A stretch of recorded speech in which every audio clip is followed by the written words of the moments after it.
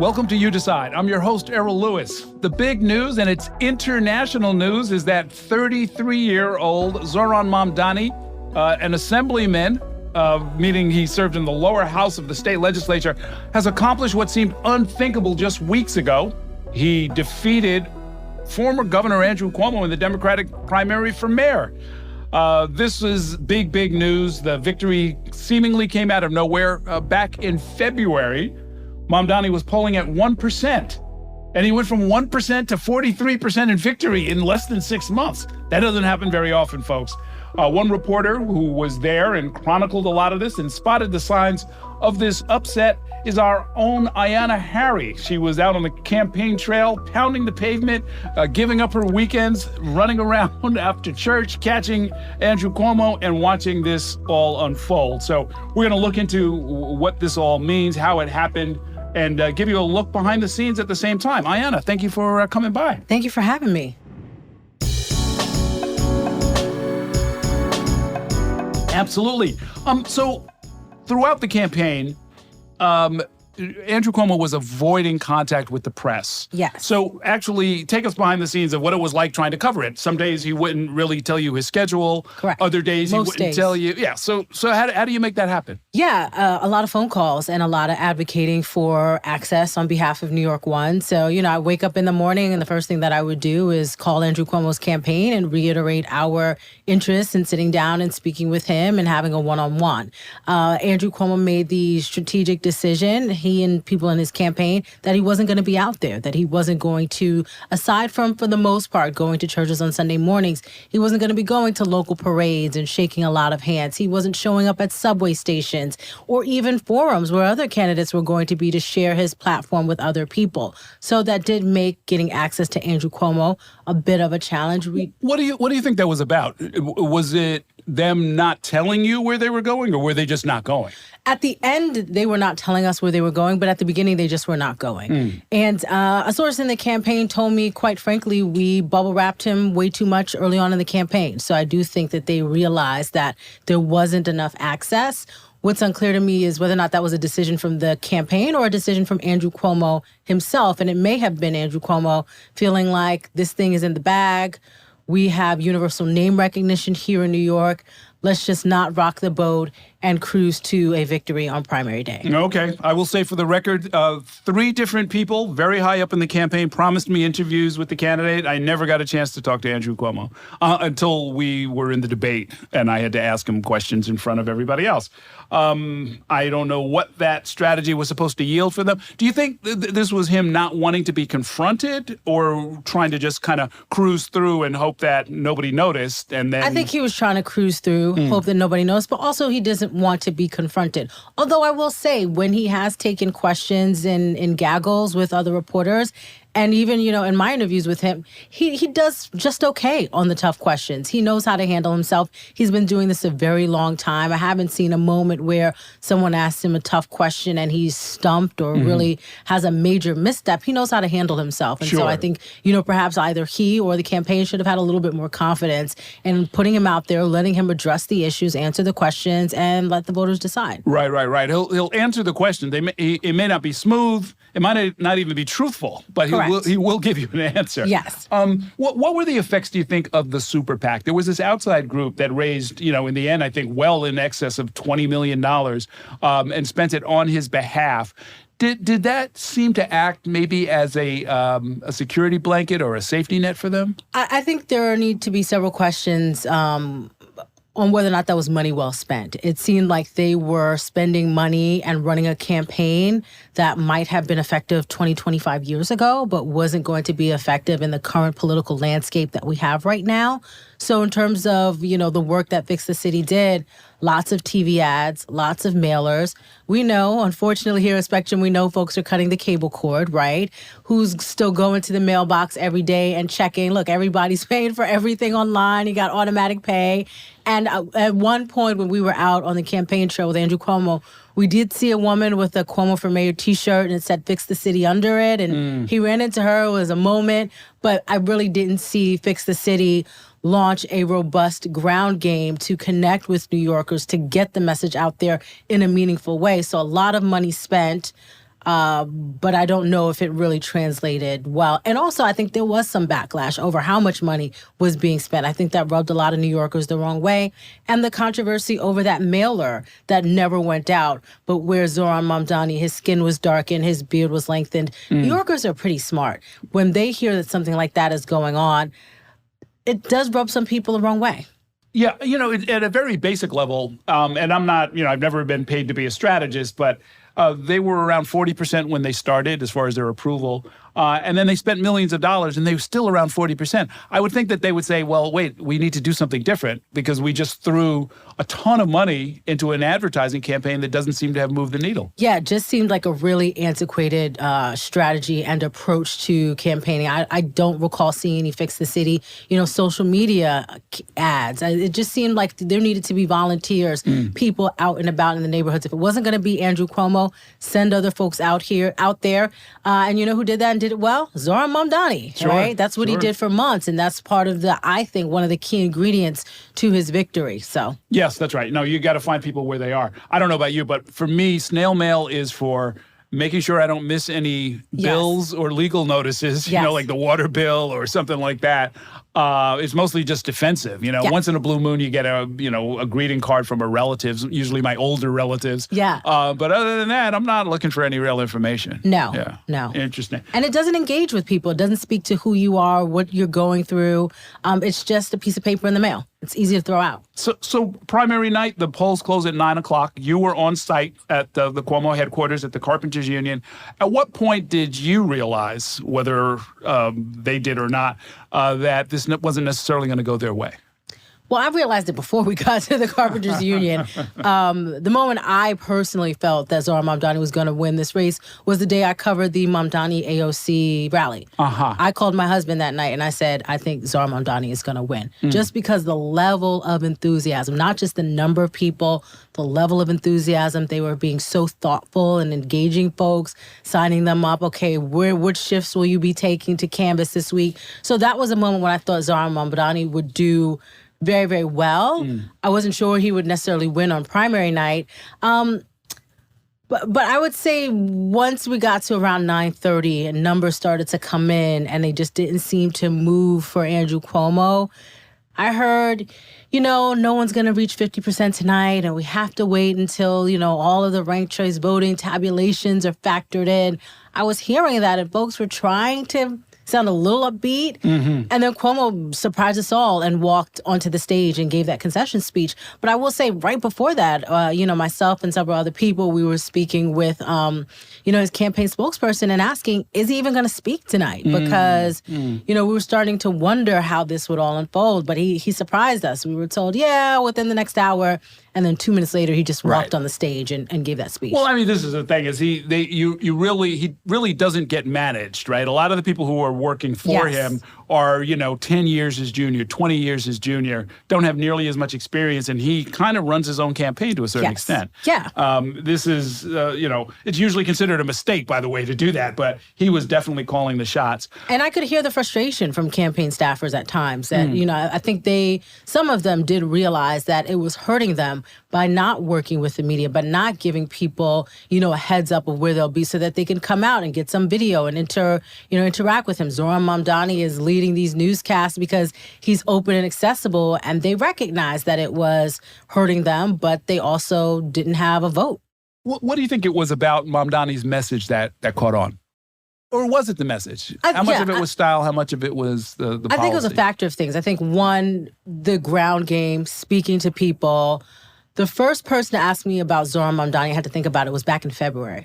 And I was like, wait a minute, how do you know about him? Like, what are you talking about? And then in March, I was asked about him again. And these are people who are not engaged in politics. They're not watching Inside City Hall, although they should be every day, Monday through Friday, 7 p.m., New York 1.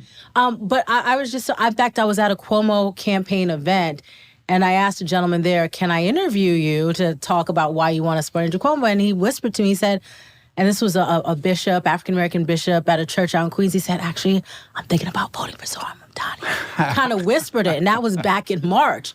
So that's when I began to realize that they were having, not just knocking on people's doors, but they had a full script. And they were, talking to people, trying to understand what their issues were, and then being responsive with, what Zohran Mamdani would do to address those issues. So I think that was part of it. And this affordability issue in New York City. I mean, everyone knows, we all deal with it every single day.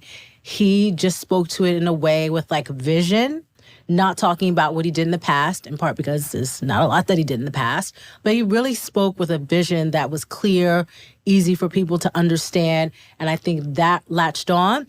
And then social media as well. I have gotten so many political videos, pro-Mamdani, coming up into my algorithm from people that I'm like, I don't know who you are. I don't know if you're a political reporter or not. But these videos are really well done, and they're engaging. And I imagine other people who are also on social media, they were getting those videos as well. Yeah, I noticed that when I interviewed him, and we interviewed all of the candidates, except for Cuomo, because he wouldn't sit down in here. But when you sort of put it out there on TikTok or on Instagram, one of the different platforms, his would always, as they say, perform better, meaning it would get, 8,000 looks, where this pretty much the same or the equivalent interview with one of the other candidates would get 800. Right. I think the campaign engaged with people in person, so they already heard his name. There was a little bit of excitement, and then they see him come up on their feed, and then I think it kind of all continues to build on itself. Okay, very interesting. Now, there was a lot of talk about how for Andrew Cuomo, the city is going to hell in a handbasket, meaning this was a rescue mission. That was kind of his fundamental a message of fear value proposition. And, what I've been saying all along was, okay, what if you don't particularly feel fearful? In which case, then what do you need him for, right? Yeah. I mean, and I think, look, sometimes everybody feels fearful sometimes, but if you can't pay your basic bills, you feel that every single day. Yes. So, right away, you get a leg up if you're Mamdani. You're talking about what people are experiencing every day as opposed to what some people feel some of the time. Absolutely. And I think, continuing to talk through this position of fear and not providing anything hopeful for folks, not giving people something to look forward to. I do think that was in many ways a misstep. And this is 2025. The politics of 2025 is different from the politics of 2022. So, and the city is changing rapidly. I mean, there was all of this talk after last year's elections about how, New York is moving to the right. And, because Trump did marginally better in a lot of neighborhoods than he had before. And it was of some interest to some Republicans because it was, it was Asian neighborhoods, it was some Latino neighborhoods. And it's like, okay, well, that's, take whatever you want from that and work it however you want. But people were drawing, I thought, very broad conclusions about New York moving to the right.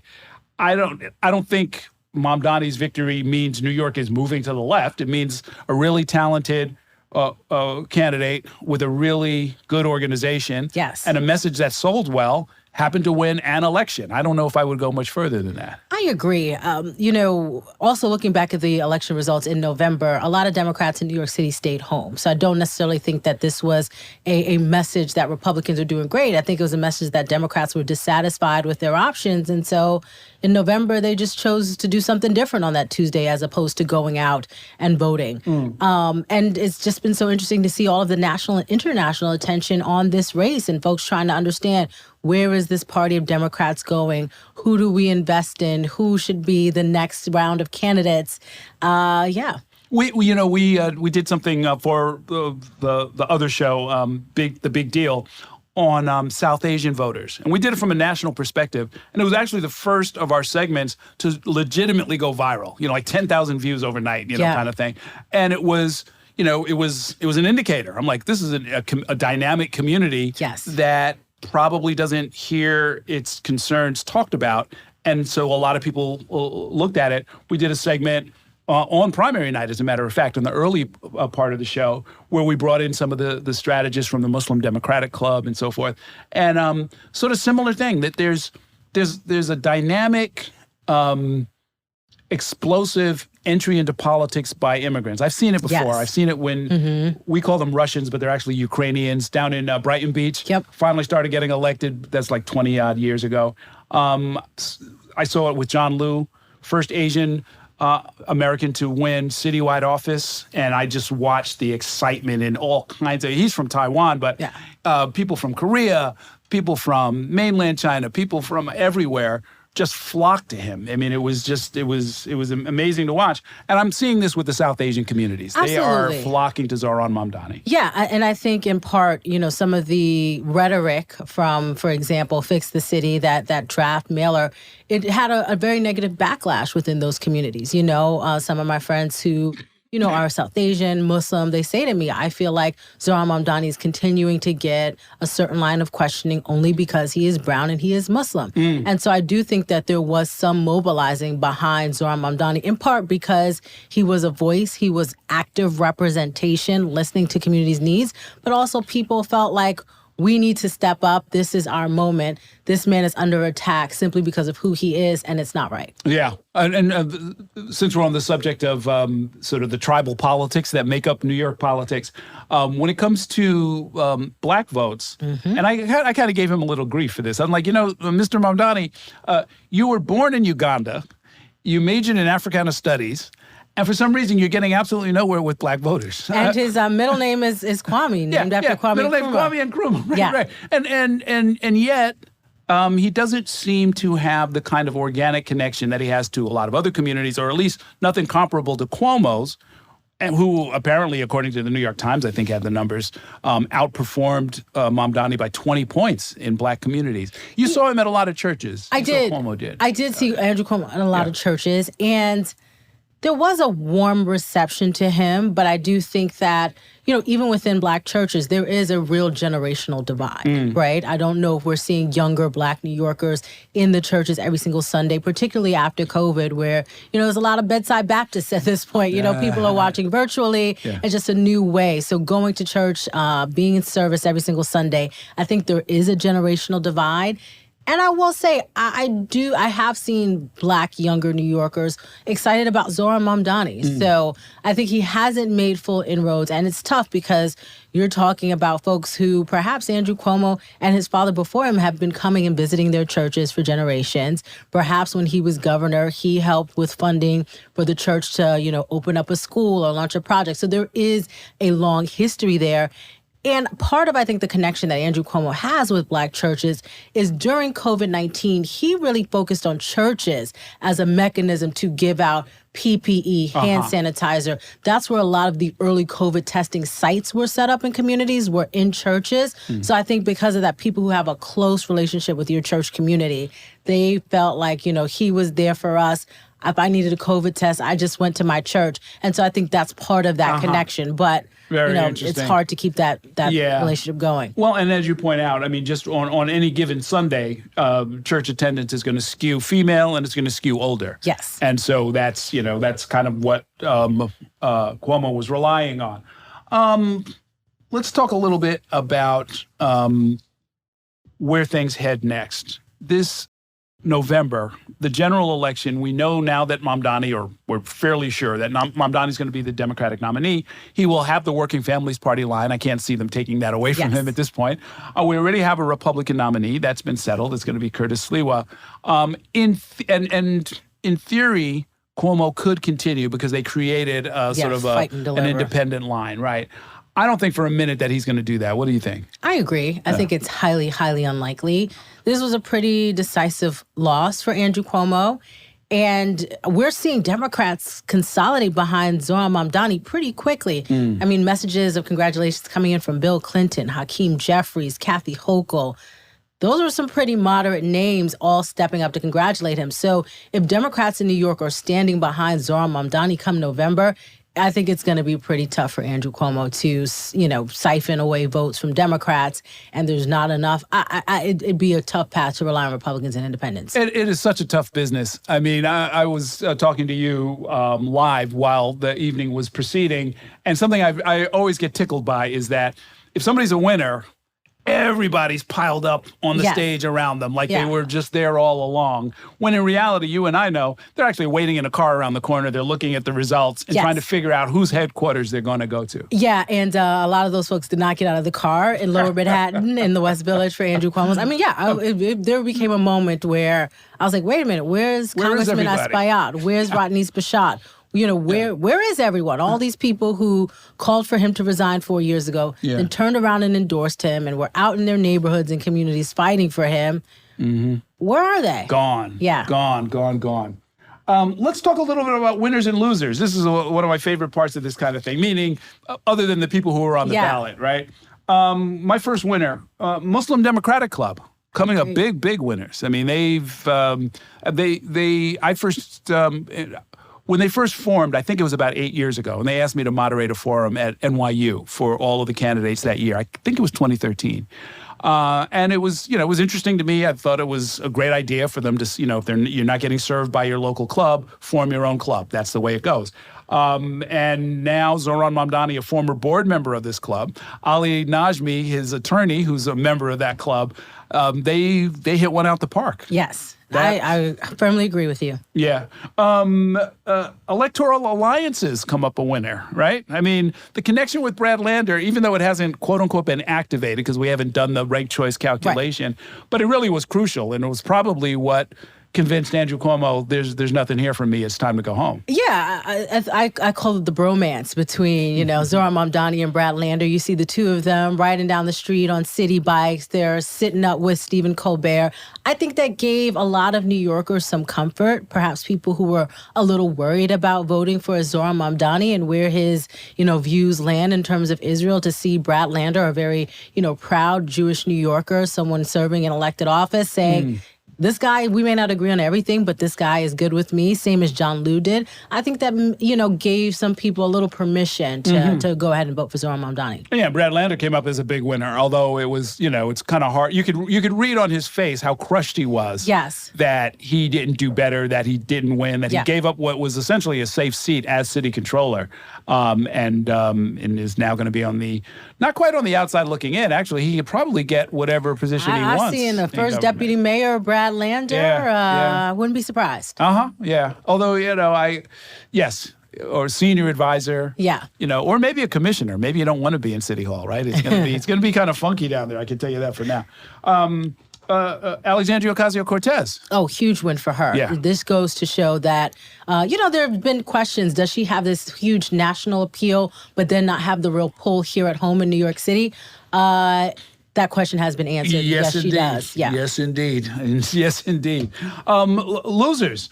The entire campaign leadership. Melissa DeRosa, Rich Azzopardi, Charlie King, Steve Cohen at the IE, Liz Benjamin at the IE.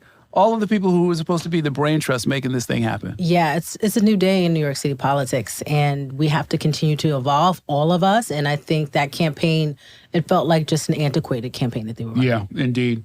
And I would also have as a loser, money in politics, right? Yeah. Oh, wait, but I have one more winner. Can I throw one in? Yeah, please. I think young voters in New York City. Yes. Young voters in New York City. Yes. And by young, we mean like what, under 30? Under 30. Under 30. Where you, I don't know how old you are, but where are you drawing the line here, young lady? I guess let's say Gen Z voters. Okay. Let's say Gen Z voters. I mean, just being out and about in the field, and I just seen so many young people, Gen Z folks, volunteering, activating, getting engaged. I mean, when I was at the Working Families Party rally on Sunday, and it was hot outside. Yes. And they were lined up down the block, around the corner, waiting to go inside.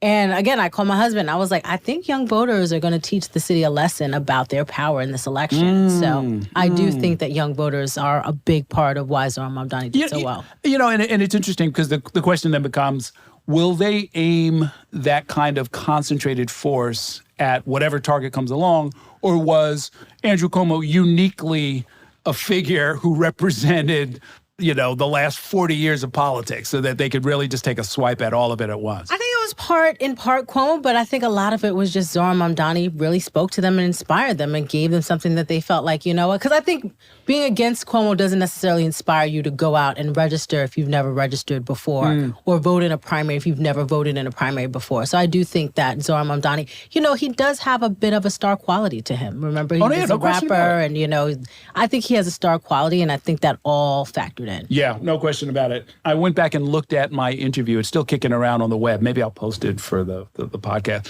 Of shortly after he won in 2020, he was one of the pandemic candidates. So in July, I think it was July 29th, 2020, I'm sitting in my living room doing the broadcast, and I'm interviewing for the first time. And I just noticed something that I haven't seen very often, which is that he's charismatic, he's charming, he's glib, he's funny. There are a lot of people who are like that. A lot of politicians can do that. He can sort of send it through the screen. Yeah. And I was like, oh boy, that's something. He's on to something here. And I remember telling him, I mean, it's in the interview. I told him one of the first things I said is like, he had said in his tweet after he won, it was still Twitter back then, and he said, socialism won. And I was like, don't sell yourself short, young man. You're a pretty good politician. Like that is not absent from this, and I think that's still true now. Yes, young people. Any other winners? Let's get to these other losers. Not that come to mind right now. I mean, Working Families Party. Yeah. Working Families Party. Big winners. Yeah, absolutely. I would say and it's odd and it's a concept, but I'd still call it a loser. Lack of mentorship. Lack of elite mentorship. Yes, we could talk about for generations in New York City politics. It's like folks get into office and they just want to stay there forever and they don't do a good job of mentoring the next generation. Yeah. And then it usually winds up hurting communities. So absolutely lack of mentorship. That is a chronic issue. And that's why we see so often young candidates who are running for the first time come along and sweep in with an upset. Right. Exactly. And in connection with that, the county bosses, the county chairs in Queens, Gregory Meeks. This is a guy out of your county, and you couldn't give him the time of day, and he still beat you and won Queens. Manhattan, where we had Keith Wright. Yep. Same thing. He didn't just win; he won the whole borough. Yeah. And that ain't good. Rodney's Bishop Hermelin in Brooklyn, same deal. Yep. Zohran Mamdani won Brooklyn, and the county leader, who gave him no consideration whatsoever, lined up behind Andrew Cuomo in exchange for what? Probably nothing, right? Yeah. I mean, in fact, you were I remember that's right. You were moderating the Black Agenda meeting at Medgar Evers College that turned into a complete spectacle in a zoo. It did. And it was all of these black local politicians, a lot of the district leaders and so forth, all there basically to sort of support Andrew Cuomo. Did any kind of Black Agenda even get discussed that night? Anybody who was involved with that, I put them on the losers list. But. Yeah, well, I did ask the question, so I did steer the question towards that issue. But you remind me of one thing that I forgot about. Part of the reason why we didn't see Andrew Cuomo out on the campaign trail more is because he wanted to avoid being protested. Right. There was a huge protest, and police were on the stage, knocking people off. Well, not knocking, but it was a little forceful. Yeah. Paperboy Prince was removal. there. Yeah. But there was a group of people who you saw storm the stage, and even when we were out on the campaign truck with Andrew Cuomo in Upper Manhattan, 90% of the people were excited to see him, but there were a couple of people who were like nasty. One man said, "You're the reason why my mother died from COVID." Another man kept following the truck for blocks and blocks and blocks, saying 13 women. Wow. So like a very, very positive, but also very, very negative whenever he was out in public. And I think that's probably also a reason why we didn't see him out more. Yeah, I mean, right. There's nothing to kill the vibe. If you're out there trying to talk about your vision for the future and then somebody comes up and says, "You killed my mother." Yeah. Oh, that's there's no comeback for that one. Yeah. So what's next? We've got the November election coming up, and the chances of Eric Adams, I would have thought before the primary, okay, he's going to be competitive. He's got a chance. But to me, the contours and the dimensions and the numbers of the Zohran Mamdani victory and him as the Democratic nominee, I'm much less certain about Eric Adams' chances at this point. Yeah, I think he's going to really have a steep hill to climb. New Yorkers are a little fed up with Eric Adams, and there are various reasons for different people. I have a relative who was a strong Eric Adams supporter, and when he was indicted, she cried. Other people got upset around the ways in which the federal case was dropped. Some people are just tired of seeing him on Instagram in a hookah shop or, doing a live stream with highly problematic social media influencers. Right. So it would be tough. And there's all these questions about his relationship with President Donald Trump, the Trump administration, his first deputy mayor, Deputy Mayor Kaz Daughtry for Public Safety, his relationship with Tom Homan, the Trump administration. When New Yorkers look at what's happening nationally, they see the protests, and knowing that the mayor seems to be aligned with that, I think it's going to be tough for New Yorkers to come behind him. Well, yeah, I mean, this is one of the underlying forces in Democratic politics, it seems to me, in New York right now, which is opposition to Trump. I mean, it shows up in the polls. Yeah. They talked about it in the debates, to me, almost to a fault, where I was doing the controllers debate. And there's, I want to ask them about pension funds and returns and all this stuff. And they're saying, we have to Trump-proof the city, and I know they're saying it because their polls and their experience in the street and campaigning told them that that's what people want to hear. That's what Democrats want to hear. Donald Trump is one of the best organizing principles for New York Democrats that you can imagine. And Eric Adams is not necessarily on the right side of that. Agreed. Yeah. He might also want to, maybe look at the Cuomo experience and rethink some of his policies of ducking the press, insulting the press, antagonizing the press, and otherwise, kind of... I think that would be it seems like that would be difficult for the mayor. I can't speak for him, but... Yeah, well, no, I mean, he's all I can say is, look at what just happened with Andrew Cuomo. I mean, I saw him, the mayor, Eric Adams, was on Fox News the day after the primary, and he was kind of spitting out the same rhetoric, saying we have somebody who has no record, he's not right for New York, I've got a record, and I was like... Right. And 2 weeks ago, just spent $20 million saying all of that, and Democratic voters at least were like... completely turned off. No, we're good. Yeah. And 2 weeks ago, Eric Adams at his off-topic Q&A was slamming Andrew Cuomo and spoke relatively positively of Zohran Mamdani. We shall see. Well, this is the scenario he wanted, right? Yes. I think it was pretty clear. A lot of the strategists said, I heard it from the inside, that this is the one. He wants to run against the socialist. I'm like, okay, you sure about that? Right. I don't know if you caught it because you were out in the field, but Ali Najmi gave a great quote. He said, I want to say to Eric Adams and his whole organization, you are not ready for us. Just talking smack. Yeah. So. Anyhow, we've got a lot more work to get to. Let's all get some sleep, and we'll talk again soon. Thanks so much for spending some time here. Thank you for having me, Errol.